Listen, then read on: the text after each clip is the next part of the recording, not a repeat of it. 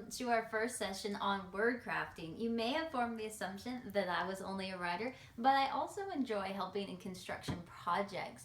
Once I finished writing Traiven's Pass, I took a writing and work furlough in order to help convert our garage into a full living apartment. During this time, every day I had the privilege of being the apprentice to a good friend of our family who oversaw the project. But he taught me all of his tricks of the trade and allowed me to help in every aspect of the construction process. The drywall, the plumbing, the electrical, the crawling under the house. It was a wonderful experience. But even then, writing couldn't evade me. Parallels kept striking me between construction and writing. I was amazed at how many similarities there really are between building and writing a novel. And one of the parallels I want to point out today is that of tools, because just like we wouldn't expect a construction worker to be able to build a magnificent house without his tools and the proper knowledge of how to use them, nor can we expect to excel in our writing without knowing the tools that are available to us as writers and how to use them effectively. And tools are especially important in word crafting because it's when you come to your last few drafts, and it's where you chisel away and you chisel and you define and you scrape away the excess and you enhance so you have a clear picture to present to your readers. And you need tools to do that. So just as these are my construction tools, in this drawer are some of a writer's tools that are very helpful. This isn't all of them, but it's many of the ones that helped me in word crafting specifically. So our featured tool today is strong words. We'll place it here in prominence since that is what we will be discussing for the remainder of this video. The rest of the tools will be covered in session 2 on word crafting, but I'll mention them here briefly. Personification, metaphors, analogies, similes, cadence, and variation. All right, now let's focus on our featured tool, which is strong words. Now, the reason why strong words are so important is because weak words are like a broken tool. So when we're using our tool of strong words, we want to use, well, it would be like a construction worker trying to saw a big block through a big block of wood with a dull blade. It's just not going to work very well. And the same is when we're trying to present a clear description, such as dialogue, setting, emotion, a character. We can't do that with weak verbs. We'll have a blurry picture. So take the example, the woman was cold. Was is a very weak verb, but when we insert a stronger word, shivered, the sentence can be the woman shivered under her rags. And just by having stronger words, we can now feel what this woman is suffering.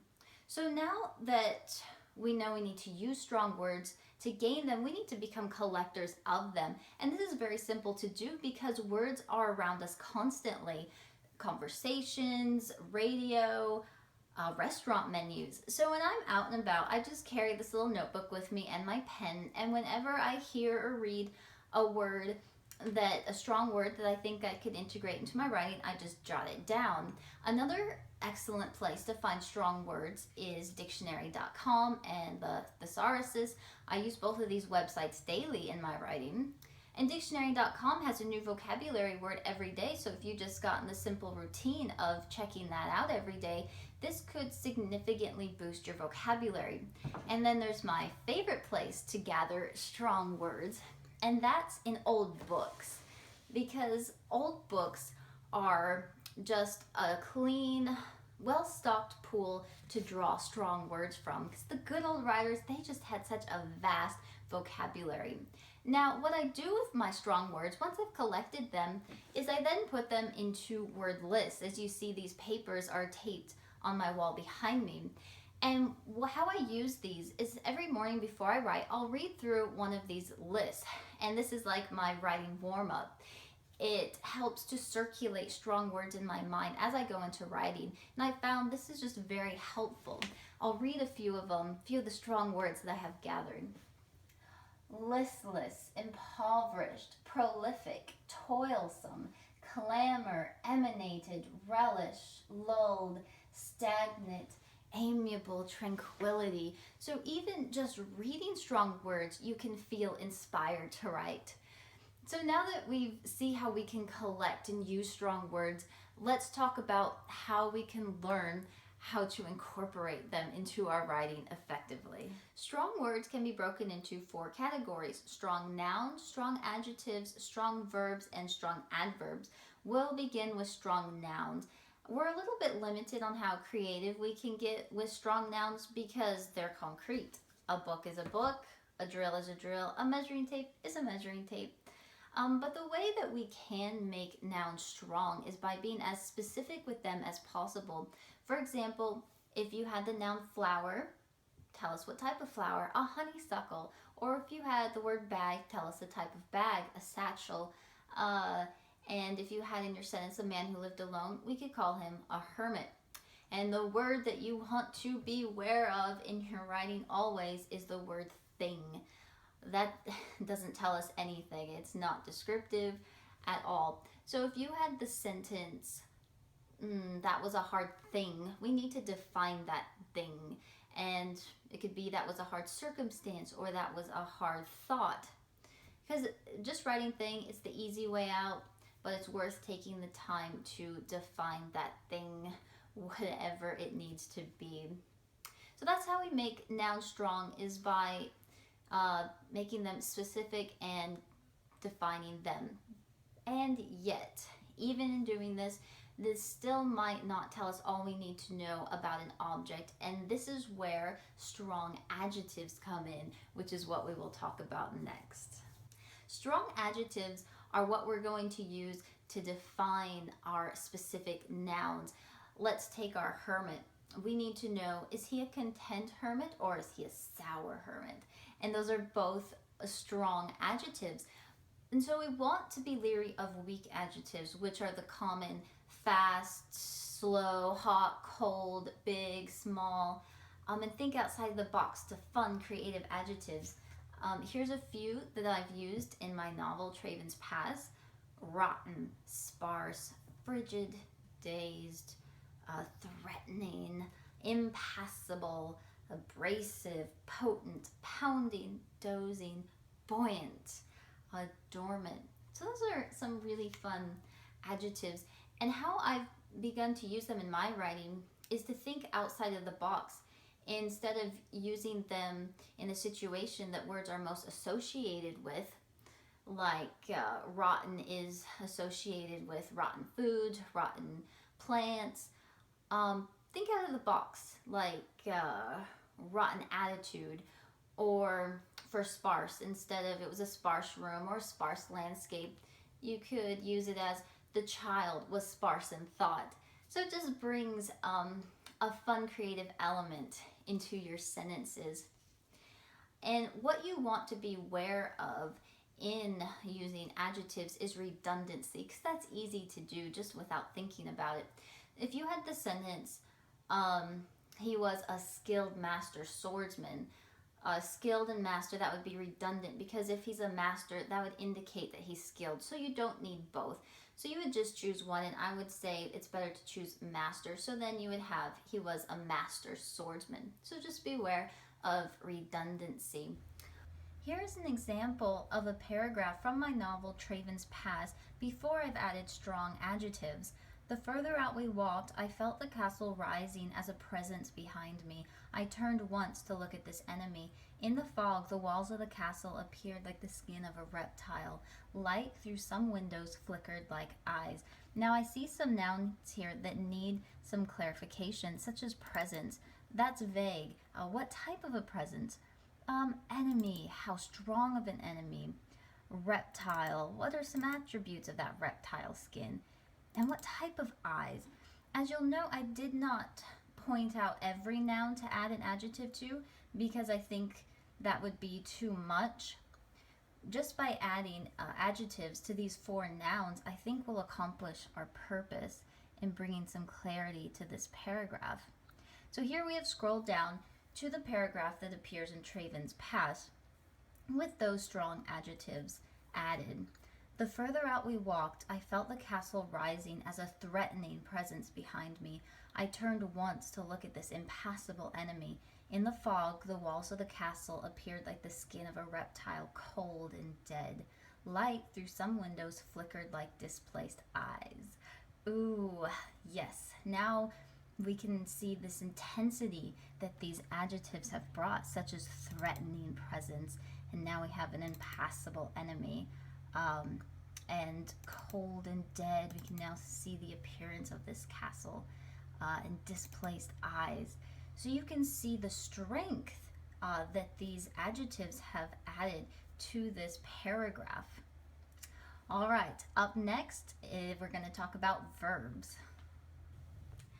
I believe using strong verbs can be the easiest to forget about and let slip through the cracks because we mostly speak in such basic verbs such as walked, sat, went, got, had, come, liked, loved, looked. So it's natural that basic verbs would pour into our writing without our even noticing it. I know that's my tendency in my first few drafts. That's why I have to take a conscious thought to transform those basic verbs into strong, powerful ones because verbs are the action of all of our writing, so they play a very important role. And if they're weak, it will blur our picture. And as writers, we want to present a very clear and vivid picture to our readers. Now I'm going to read another paragraph from Traiven's Past to again compare a paragraph that uses only weak basic verbs versus replacing them with strong verbs. Here's our paragraph containing basic verbs. I wakened to Emerson's voice of concern. With consciousness came dampness, which I felt in my bones. There was no morning light. Fog blocked its rays. Emerson stood over me with his fishing rod sitting over his shoulder, and Lavinia stood at his side. Uncomfortably, the thoughts of last night came to me as I knew I would have to give explanation. All right, the weak verbs that we have here are came, felt, was, blocked, stood, sitting, stood, came, give. As we know, we need to transform these weak basic verbs into strong ones. So as we scroll down, we will come to the paragraph where they have been replaced. I wakened to Emerson's voice of concern. With consciousness came dampness which seeped into my bones. There was no morning light. Fog crippled its rays. Emerson stooped over me with his fishing rod dangling over his shoulder, and Lavinia huddled at his side. Uncomfortably, the thoughts of last night pricked me, as I knew I would have to give explanation. So now these strong verbs, they've added more interest, clarity. We can now see the position of these characters as we have changed the felt into seep, the crippled instead of blocked, stooped rather than stood, dangling instead of sitting, huddled instead of stood, pricked rather than came. But as you see, I have not replaced all of our basic verbs. And that's because in doing all of them, it would have been too much.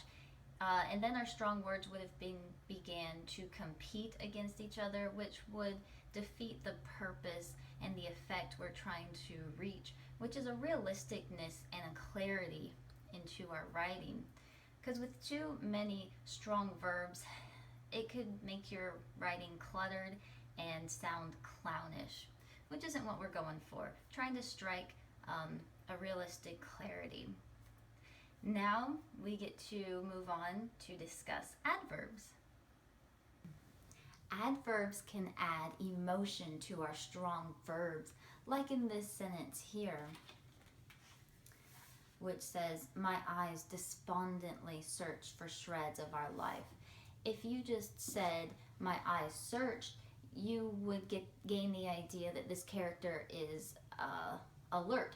But if you add the emotional adverb despondently, you suddenly can see that this character is not able to function to their full potential at this time.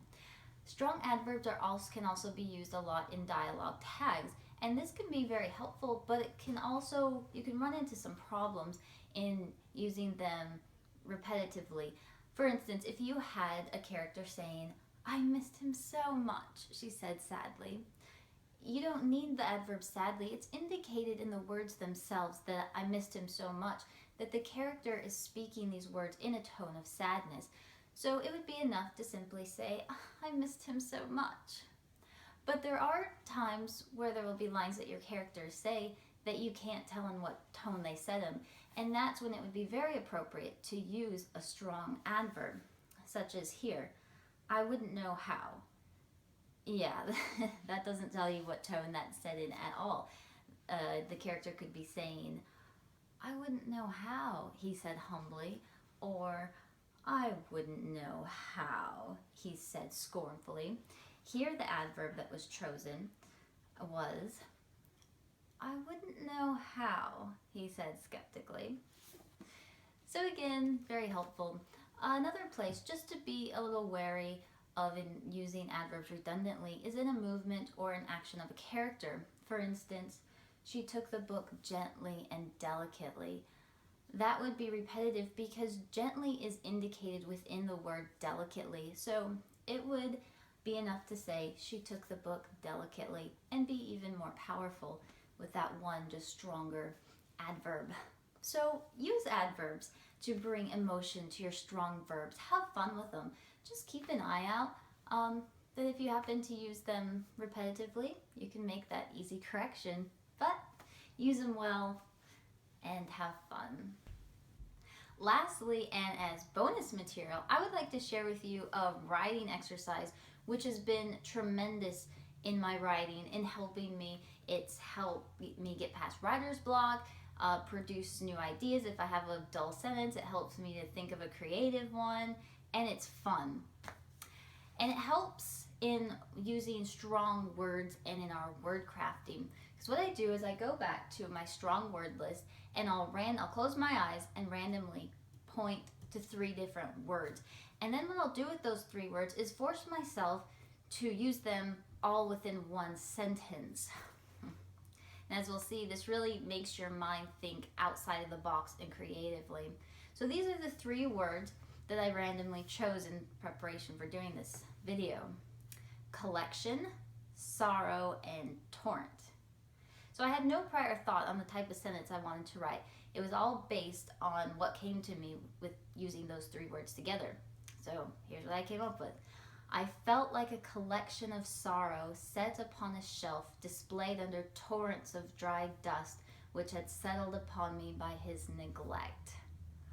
Wow, I was surprised what kind of sentence came out of that with those 3 words. But you see, suddenly we have 2 characters and a predicament. And instead of just basically saying she felt neglected, you see and feel that she felt neglected. Now, another variation of this writing exercise is if you already have a basic sentence, such as this one. "Even though he had bad clothes and bad speech, he looked like a person to be obeyed." So again, randomly chose 3 words from my strong word list, and these are what they were: benefit, countless, and betrayed. So that's how I inserted those words into that sentence. "Even though he had countless fashion airs about his clothing and his slang betrayed his poor upbringing, he obtained the benefit of a brutish bearing which brought all meek persons under his authority." So now we can picture this guy. So this is just a writing exercise that I've come to love and I wanted to share with you, that I hope you can equally enjoy it and it can be useful to you in your word crafting. So our second session on word crafting is coming up, but in the meantime, be collectors of strong words and use them. Farewell.